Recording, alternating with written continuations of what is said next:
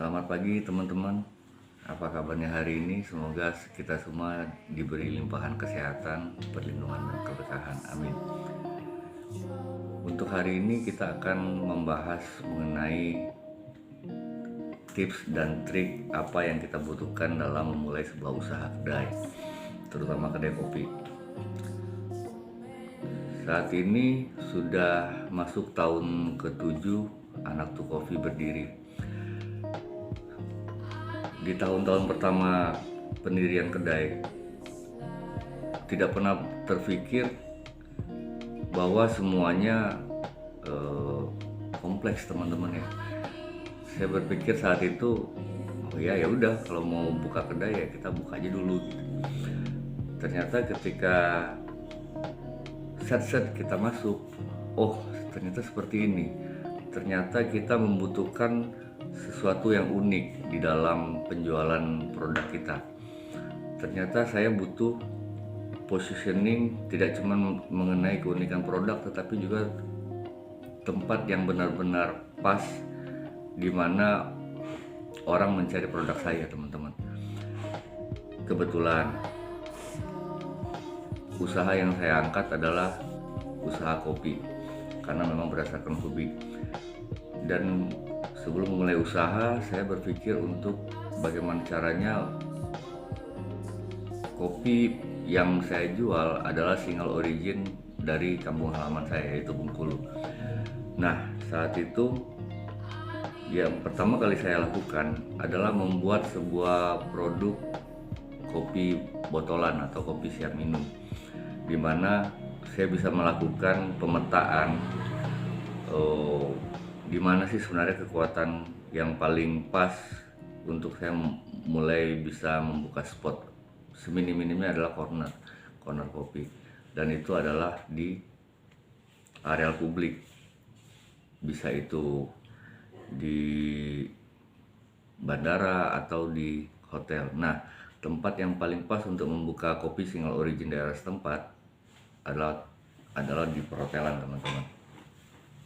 Jadi saat ini di tahun-tahun berikutnya memang supply and demand itu benar-benar terjadi. Produk lokal itu di public area, salah satunya adalah hotel. Di tahun kedua, ketika semua sudah mulai settle, saya mulai memahami ada kebutuhan mengenai penghitungan ulang modal kerja. Nah, kebutuhan modal kerja ini sangat penting untuk kita kaji terlebih dahulu, di mana pengalaman saya saat itu yang terjadi adalah banyak hal-hal yang sebenarnya tidak begitu penting, tapi akhirnya saya beli, termasuk masalah peralatan juga. Jadi memang kita perlu banyak sharing, perlu banyak membaca buku, dan menghitung ulang kembali berapa modal kerja yang sebenarnya kita butuhkan, dan sebenarnya apa yang kita benar-benar butuhkan, apakah itu kebutuhan konten atau kebutuhan mengenai persediaan bahan baku. Nah, untuk di Anak Tu sendiri, saya lebih memilih untuk bagaimana caranya memanage dengan clear bahwa yang terpenting adalah kita tidak kehabisan bahan baku. Itu yang paling penting. Mengenai peralatan, programming, atau hal-hal lain itu bisa mengikuti kemudian, teman-teman. Di tahap-tahap selanjutnya, bahwa untuk di Anak Tu sendiri, saya mematok bahwa tema dari survive atau definisi survive itu adalah ketika sebuah usaha itu sudah berjalan atau selamat menuju 2 tahun. Itu bisa dibilang kategori survive. Nah, setelah survive di 2 tahun, saya berpikir apa nih yang kita butuhin setelah ini. Nah, ternyata yang kita butuhkan adalah memperkuat pemahaman dari sisi neraca, dari sisi karakter kedai maupun potensi dari manpower atau karyawan kita, teman-teman. Nah, saat itu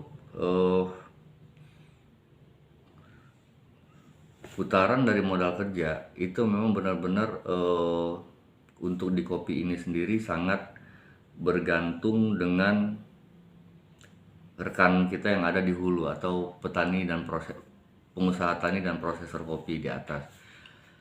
Bagus mereka di atas persediaannya, insya Allah akan bagus juga di hilir seperti kita, teman. Nah, apa yang mesti kita lakukan untuk memanage sebuah storage atau shelter atau ruang produksi agar ini semua bisa bergulir dengan baik? Satu, kita memberi masukan atau memberi saran kepada